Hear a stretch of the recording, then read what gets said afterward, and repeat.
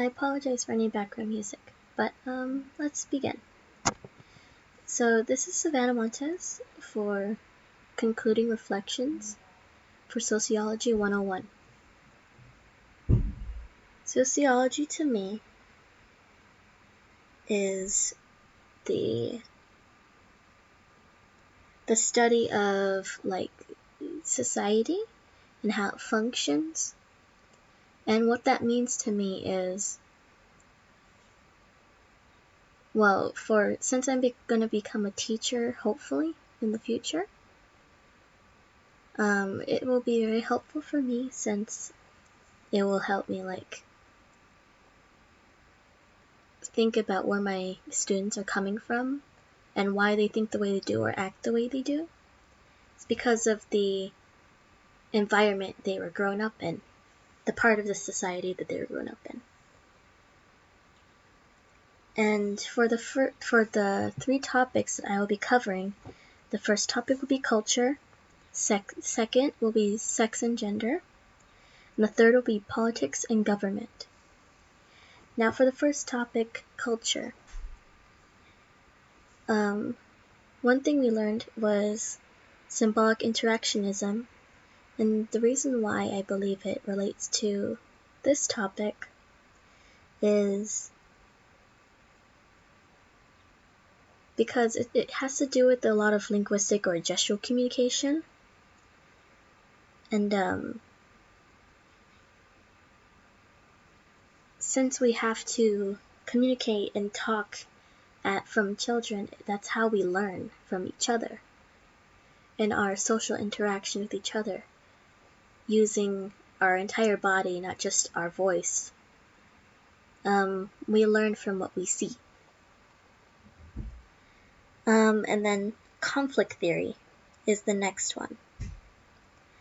This one is pretty much an occurring topic or a common theory in all three of my topics. But I'll say it for this one, why it relates to culture. The conflict theory is basically like perspectives in sociology.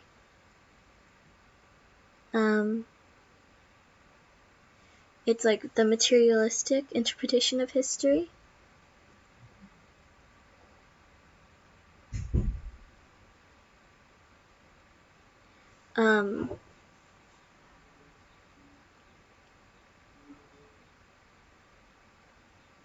Taking a critical stance towards existing social arrangements, as well as political program or revolution. I believe that this relates to the topic of culture because there is a lot of conflict between what we believe in. Everybody has a different opinion about what is right, what is wrong, what to and what not to do.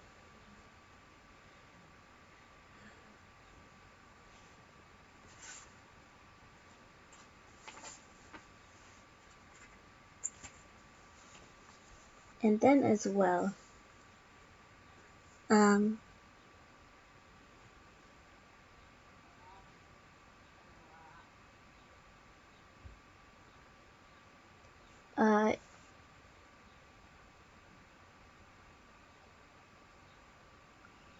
and a couple of ways that why or how sociologists think about this topic. One part of it is ethnocentrism. I believe it's called ethnocentrism, I believe. Because it is the practice of judging one culture by the standards of another. So, like I said earlier, the conflict. People like to judge other cultures because they either don't understand or don't like the way they think or what they do.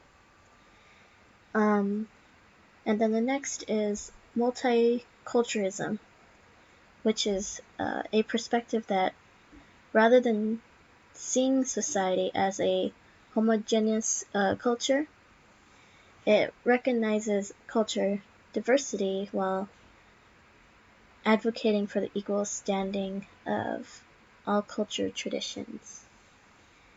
So it sees the diversity within the culture. Everyone's different.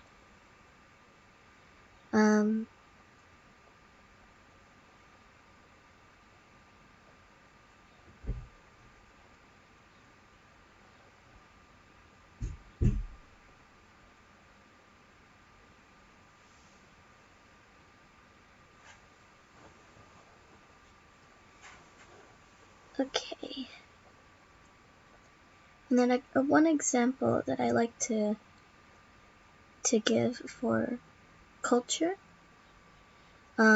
is the TED Talk that we watched in class called The Sexy Lie by Caroline Heldman at the TEDx Youth. Because she gives insight on how some cultures over-sexualize the human body, especially women's. Some people even going as far to giving advertisements a very erotic picture of a woman, but then it being a car ad or something. And in my art piece here, that's kind of what I was going for. Not the sexy part of it, but society putting women in a position that maybe they do or don't want to be in.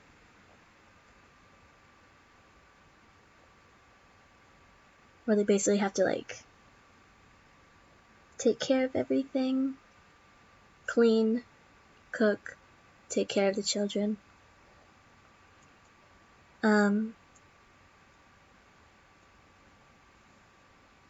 And I have been subjected to that a little bit. A lot of expectations are given to me simply because I am a woman. But anyways, next topic is sex and gender. Kind of a segue down to that. So next is labeling theory, which is the theory of how the self-identity and behavior of individuals may be determined or influenced by the terms used to describe or classify them. So kind of what I was saying earlier about expectations.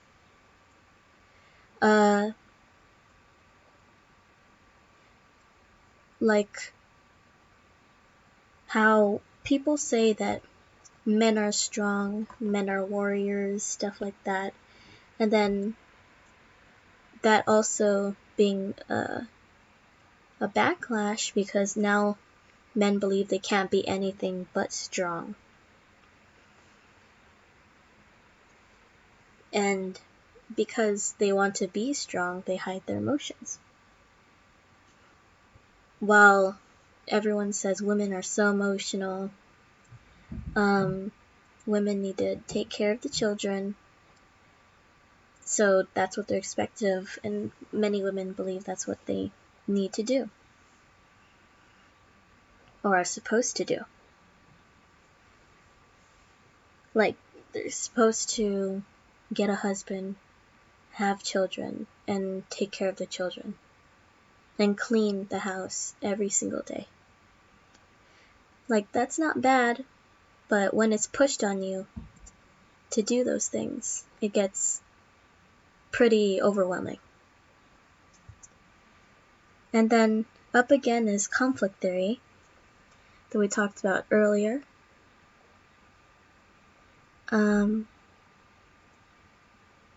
well, I explained it earlier. It's basically the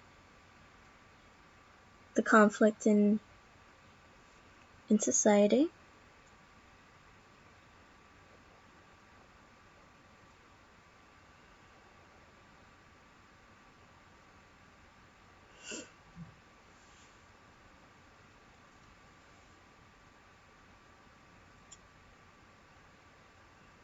And from experience is the word, yeah.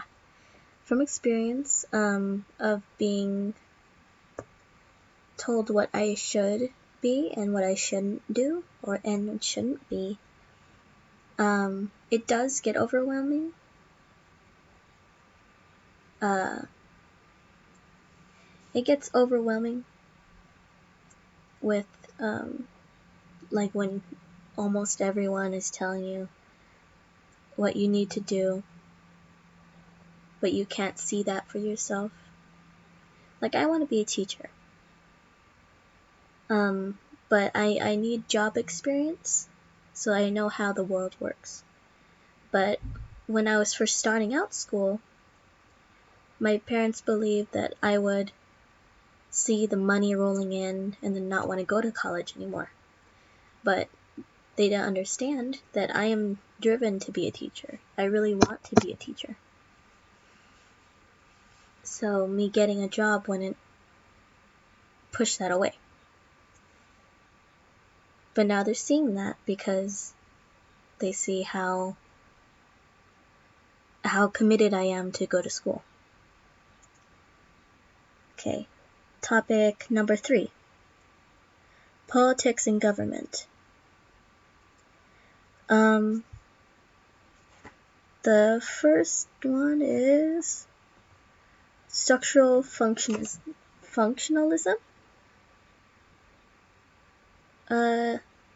Structural functionalism, or just functionalism, is a framework for building theory that sees society as a complex system whose parts work together to promote solidarity and stability.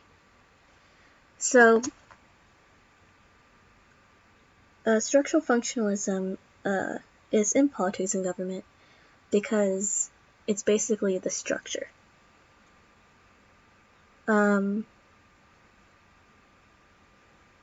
It's the part of society that wants to have solidarity and stability.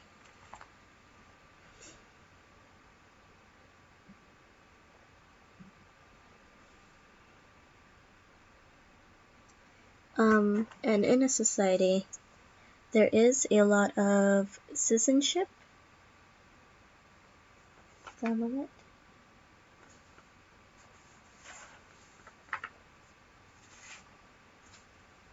There's a lot of citizenship.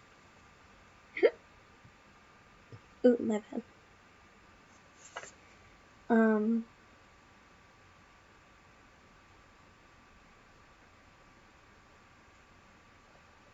One moment, I'm looking through my notes.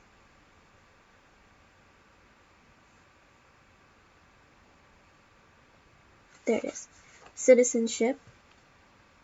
We're basically citizens have common rights and duties in knowing themselves to be members of a national community. We all are a community in our state, but often enough we don't come together as a community. With everything going on right now and the government not being able to take charge, basically, I believe, at least. We are divided a little bit. But I know we can come together eventually. Okay, and then relative economic deprivations.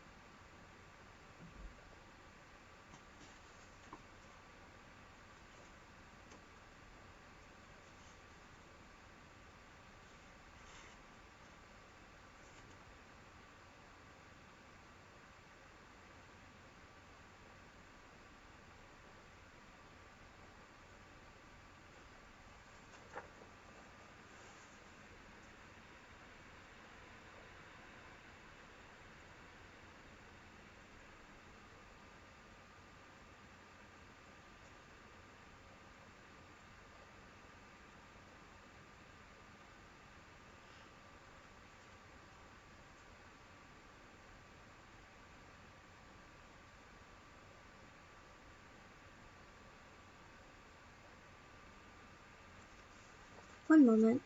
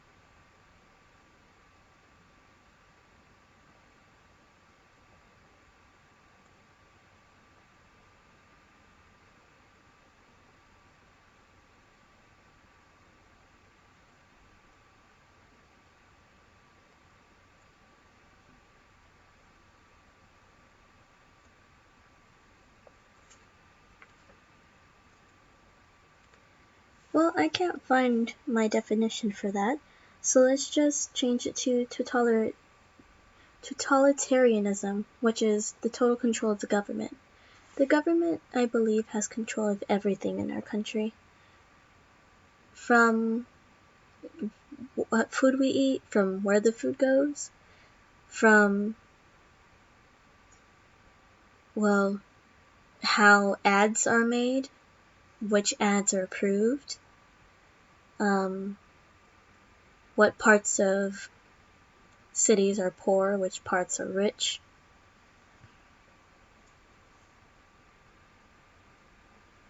And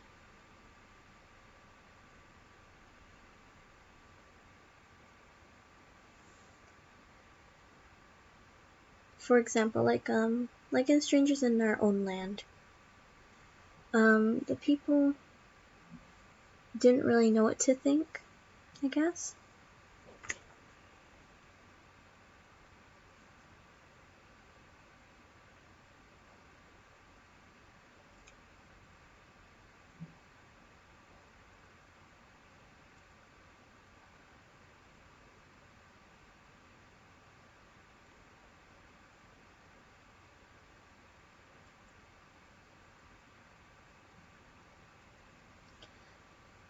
But they didn't know what to think because they were basically all for religion and didn't know what to think for themselves.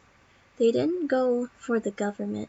Well, the church isn't controlled by the government. But these citizens came together, had like a kinship because of the church.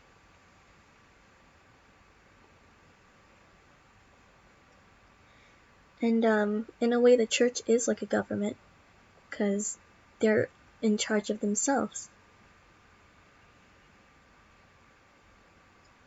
All the people that come in get their service, and the church is in charge of all of that.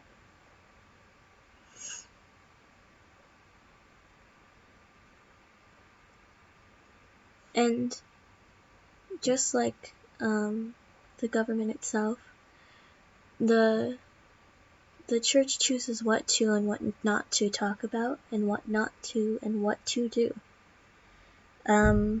Like in Strangers in Their Own Land. None of the websites for certain big name churches, I guess, talked about or concerned themselves with any activities to help with the polluted environment. And their followers, like the citizens of the government, didn't really concern themselves with it because they weren't talking about it.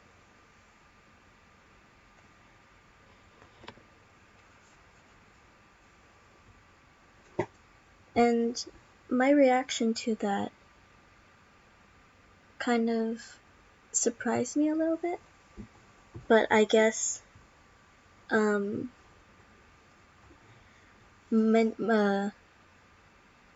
there's a lot more people than myself that actually do talk about certain subjects. Like, in my personal life, when I talk to my friends, we talk about touchy subjects, we talk about our opinions, we're all different political standpoints, but we all respect each other, like like an actual community should. Like, respect our opinions, where we see things, how we say things, what we say. We don't get offended by stuff like that.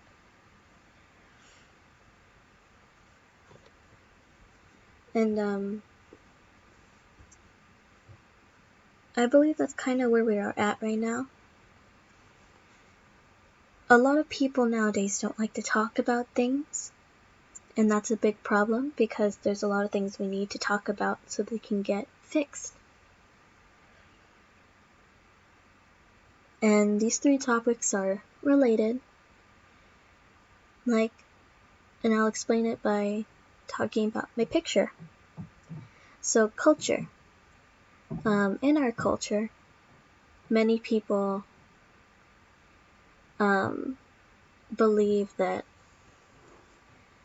men should go to work and make the money, and their wives or women would stay home, clean the house, make the dinner, and do the shopping and take care of the children. And that also plays into the sex and gender roles, because many people do believe that that's what a man and woman do. For me, I believe that a woman can go to work, do what she wants, make a business, and if she wants at the same time have kids, but also have the father be in the picture and help.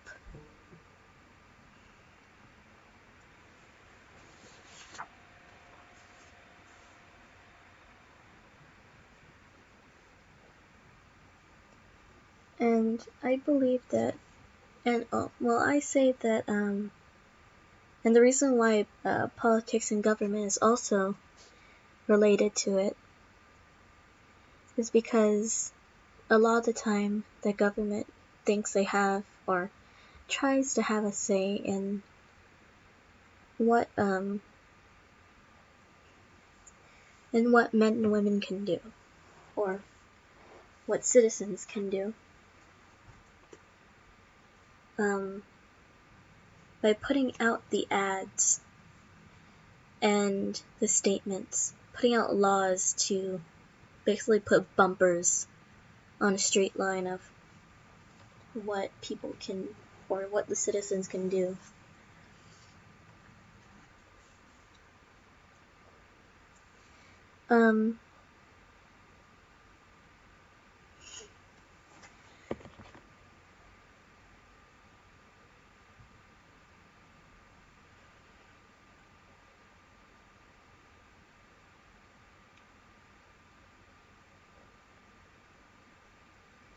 And the reason why we should cultivate into our personal lives the sociological imagination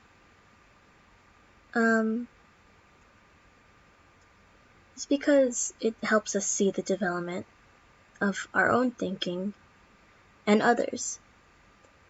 If we can understand how to communicate with each other, so many things could get done to help our earth, to help each other, and to help our way of life, basically.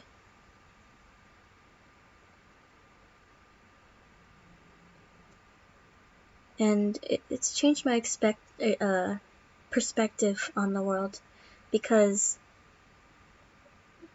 being a person that wants to be a teacher, I need to be able to communicate with my students as well as everyone else around me, like my coworkers, the parents, and the students. And like I said earlier, if more people used the sociological imagination regularly, we can help the earth, basically. There's so many people trying to get the CO2 down from the atmosphere so that our world stops heating up as much. But if we talk to each other and communicate it, we can figure out even better ways to get even more chemicals out of our atmosphere to stop the earth from heating up. And in doing that, it'll stop bigger weather disasters, and which will save more lives, save the environment. And regarding the class, I enjoyed the class a lot. Professor Joy was a joy. She's really cool and I love her hair. I love your hair, Professor Joy. And yeah, I really enjoyed the class. The lectures were good. The assignments were straightforward.